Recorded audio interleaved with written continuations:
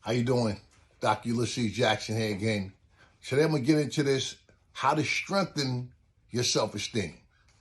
First, what that looks like is that positive self-talk. That telling yourself, I got this. No matter what, through all adversary, through all doubt, I got this.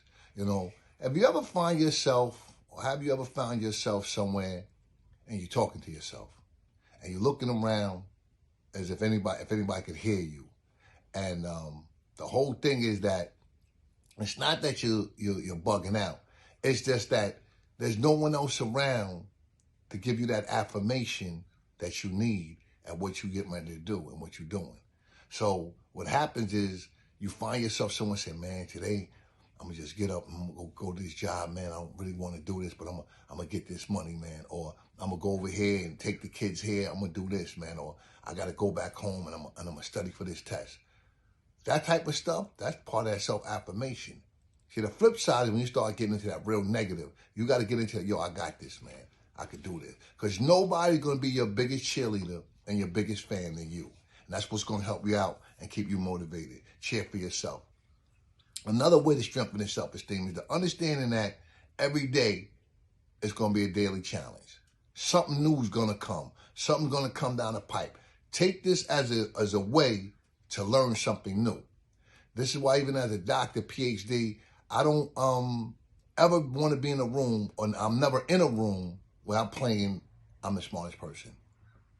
Whenever you feel like you're the smartest person in the room, get out of there. Because you put yourself in a position where you can't be taught nothing new.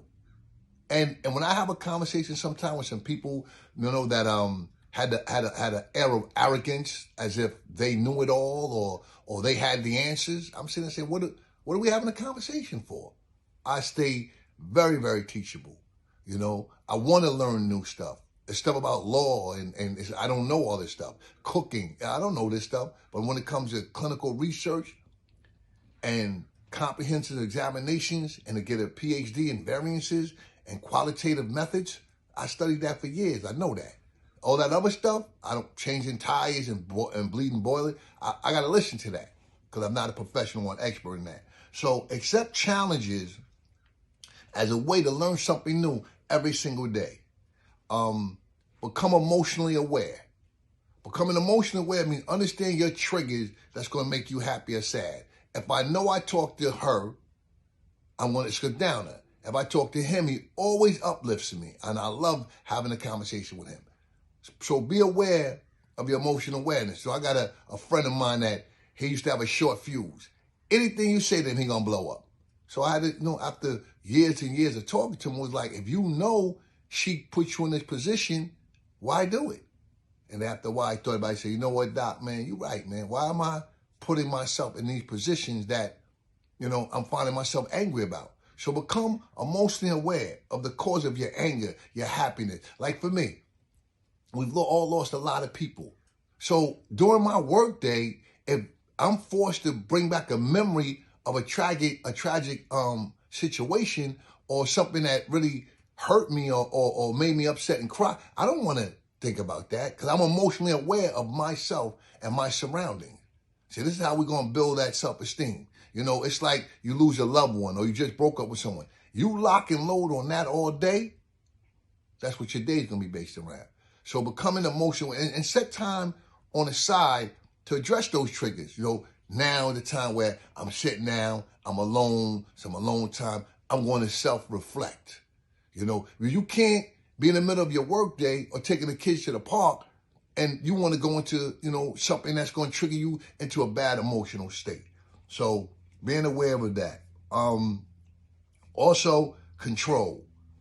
Have control of yourself, your emotions, and your thought. So when that does happen, how you react to a situation. And I'll give you a perfect example. I was driving the other day on the parkway, and a lady kind of sped by me and cut me off. What?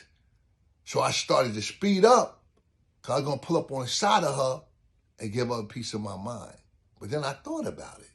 As I was driving, I thought about it. I said, what if she didn't see me and I was in the blind side of her car? and she didn't see me trying to push up on the side. I said, then when I pull up on the side of her and think of it a bird or whatever, I said, what state of mind that going to put her in? And for me having control, that's where that road rage come in. And I hear in certain states like Texas, everybody got a gun. So you got to be real easy pulling up on people and with all that loud talking. Be ready for what come back. So I had to have control. And I kind of, when I was passing her, she kind of looked at me, gave me a head nod like an apology. Now, look where I was going to take it. I was going to take it from 0 to 100. And even if it was a guy, I'm already on 10. But I thought for a minute, which was part of that controlling my emotions. And I said, maybe it was a mistake, and I took the high road. So being aware of that, remember having that control is that reaction, and I have a friend that told me, he said, man, it takes 1 split second to make the wrong decision. And it could take you the rest of your life to clear up that decision.